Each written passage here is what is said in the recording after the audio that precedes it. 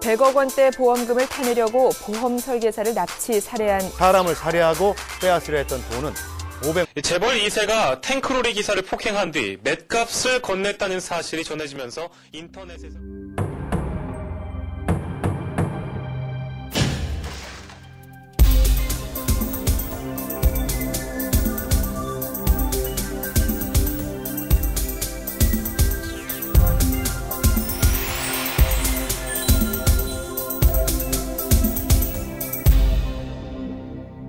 돈 없이는 살 수 없는 자본주의 사회. 하루를 돈으로 시작해서 돈으로 마감한다고 해도 과언이 아니다. 돈이란 의식주를 해결하고 문화생활에 반드시 필요한 수단이다. 무엇보다 돈은 노동의 대가로서 기쁨을 선사하기도 한다. 그러나 자본주의는 이윤과 자산가치 극대화를 최고의 덕목으로 여긴다. 돈의 힘, 그것은 새로운 독재다. 돈이라는 보이지 않는 손이 우리 삶과 사회를 조정하고 통제한다.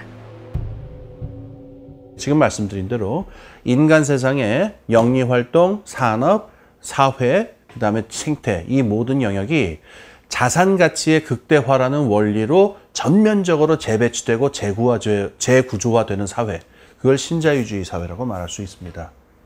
그래서 철저하게 인간 세상의 만사 만물이 다 영리활동이라는 장의 명령 아래에 다 복종하게끔 만드는 그 경제학에 보면 생산함수라는 게 있어요. 자본하고 노동이 투하돼서 일정한 기술에서 조직이 되면은 어느 만큼의 생산을 만들어낸다를 이렇게 함수관계로 만드는 간단한 생산함수인데요. 사람은 거기에 투입되는 투입물로 여겨집니다.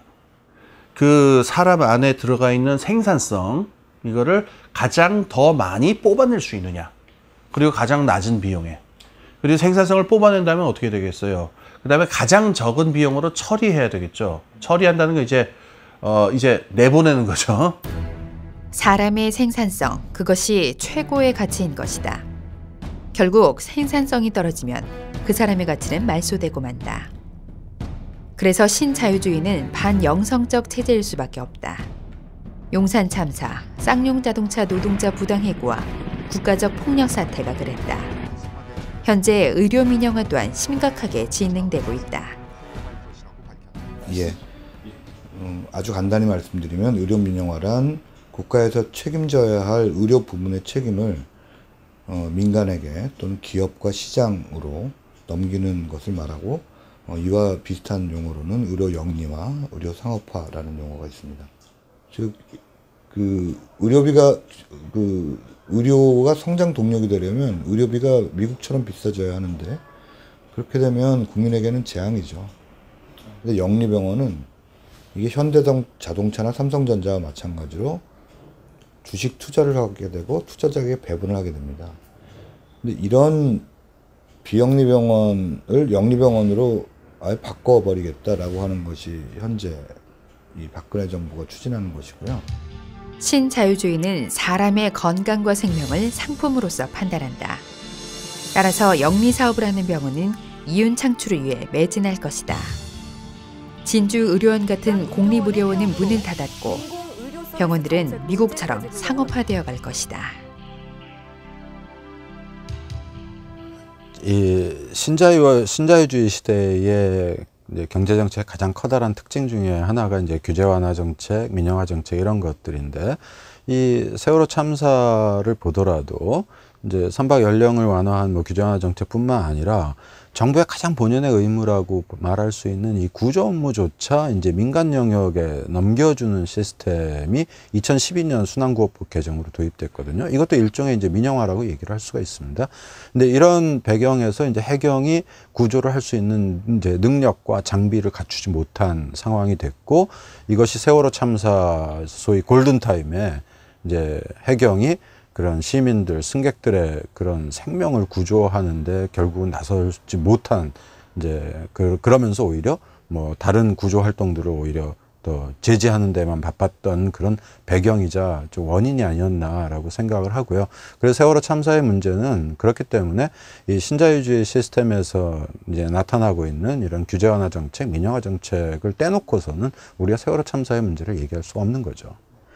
정말 안타깝게도 올해 우리 한국 사회에서 전개된 여러 가지 사건들은 이러한 인간 생명의 존엄함을, 절대적인 가치를 망각하고 짓밟는 그런 사건들로서 정말 가슴이 아픕니다.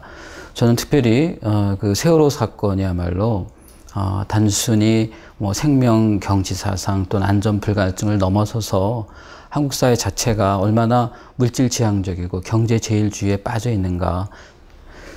예수님께서는 너희는 하느님과 만몬을 함께 섬길 수 없다고 하셨습니다. 만몬은 일종의 악마적인 힘을 가진 존재로서 인간을 그렇게 압도하고 인간을 노예로 만들 수 있다는 겁니다.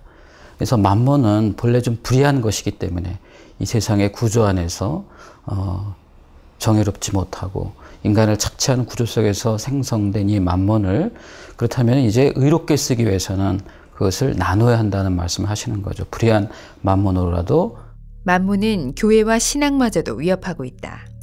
개인 신심주의와 거대해지는 교회, 목적지 없이 미친 듯 달려가는 자본주의에서 교회가 추구해야 할 가치는 무엇일까? 우리가 찾아야 할 복음의 기쁨은 무엇일까?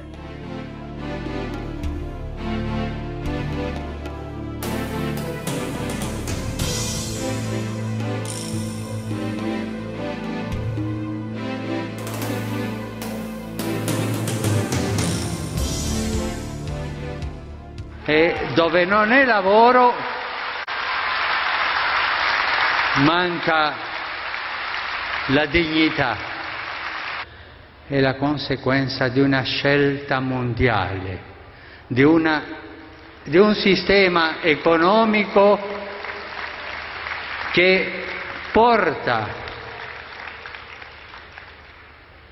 a questa tragedia. Un sistema economico che ha al centro un idolo che si chiama denaro. Dio ha voluto che al centro del mondo non sia un idolo, sia l'uomo e la donna, che portino avanti col suo lavoro e portino avanti il mondo. Lavoro, lavoro, lavoro. È una preghiera necessaria. Lavoro vuol dire dignità, lavoro vuol dire portare il pane a casa, lavoro vuol dire amare. E per difendere questo sistema economico idolatrico si instaura la cultura dello scarto. Si scartano i nonni e si scartano i giovani. E noi dobbiamo dire no a questa cultura dello scarto. Noi dobbiamo dire vogliamo un sistema giusto, un sistema che ci faccia andare avanti tutti. Dobbiamo dire noi non vogliamo questo sistema economico globalizzato che ci fa tanto male. Al centro deve essere l'uomo e la donna, come Dio vuole, non il denaro.